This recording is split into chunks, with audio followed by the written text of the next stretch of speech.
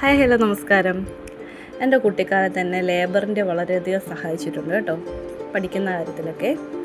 എന്നെ അതിനേക്കാളുപരി എന്നിലെ സഞ്ചാരിയെ കണ്ടെത്താനായിട്ട് അതിനകത്ത് നമ്മുടെ സന്തോഷ് ജോർജ് കുളങ്ങര സാറിൻ്റെ കുറിപ്പുണ്ടല്ലോ, യാത്രാ വിവരണം, അത് വളരെയധികം സഹായിച്ചിട്ടുണ്ട് കേട്ടോ.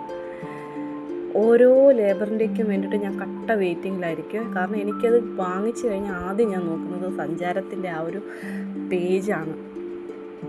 അത് നമ്മൾ വായിക്കുന്നതിനോടൊപ്പം നമ്മളിലേക്ക് അതിങ്ങനെ ഒരു സിനിമ കാണുന്നത് പോലെ എനിക്കത് ശരിക്കും ഫീൽ ചെയ്യും. ഇങ്ങനെ ഓരോന്നും കണ്ടു പോകും. അപ്പോൾ ലാസ്റ്റ് ഞങ്ങൾ അട്ടപ്പാടിയിലൊരു ട്രിപ്പ് പോയേ.